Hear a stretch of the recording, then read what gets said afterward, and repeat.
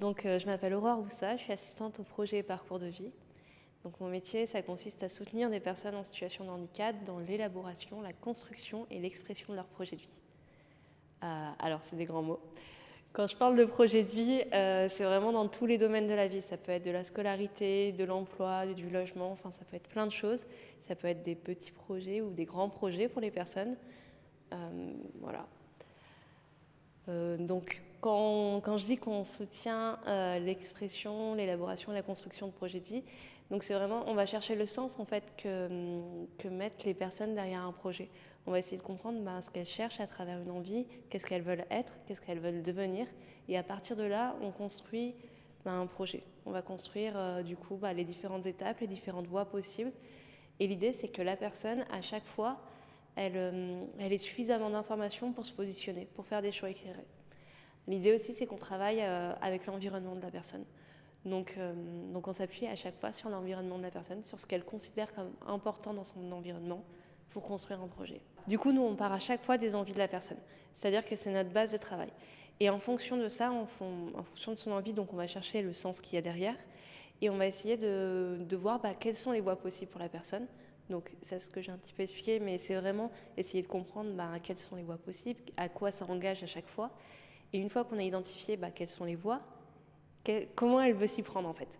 Comment est-ce qu'elle a besoin d'autres personnes pour l'aider, pour co-construire son projet, de quoi elle a besoin en fait.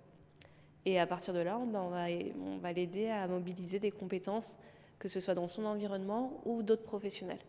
Alors l'idée, c'est que moi, je peux être présente pour que la personne présente justement son projet à d'autres partenaires, mais moi, je ne vais jamais être l'intermédiaire entre la personne et les autres. C'est toujours elle qui coordonne son projet, c'est toujours elle qui le pilote, qui le mène en fait. Du coup, il faut quand même savoir que c'est un dispositif qui intervient tout au long du parcours de la personne. Donc, une fois qu'elle nous mobilise, les personnes, il n'y a pas de durée définie.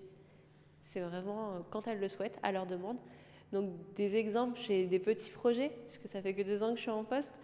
Mais oui, il y a plein de choses où, par exemple, il y a des projets de vacances qui se sont mis en œuvre. Il y a des projets aussi d'emploi. Par exemple, l'une des premières situations que j'ai soutenues, c'était une personne qui voulait travailler, qui avait claqué les portes d'un établissement parce que ça ne lui convenait plus et qui voulait vraiment travailler comme les autres, en fait, comme tout le monde.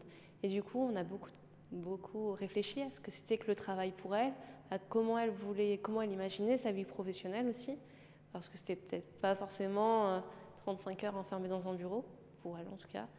Et du coup, petit à petit, on a commencé à identifier elle a commencé à identifier des lieux possibles. Et aujourd'hui, aux dernières nouvelles en tout cas, c'est quelqu'un qui s'était engagé du coup dans un travail avec un petit restaurant et voilà.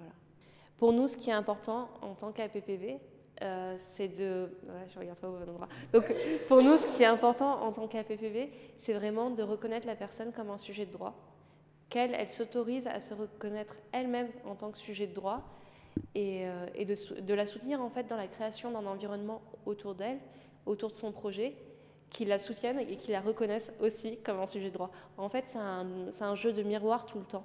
C'est par le fait que, par notre posture professionnelle, en nous positionnant de manière assez fine, assez juste, et en ne prenant pas en fait le rôle de la personne, c'est par cette posture-là qu'on permet à la personne d'être un sujet de droit et de rendre accessible du coup le droit à l'autonomie.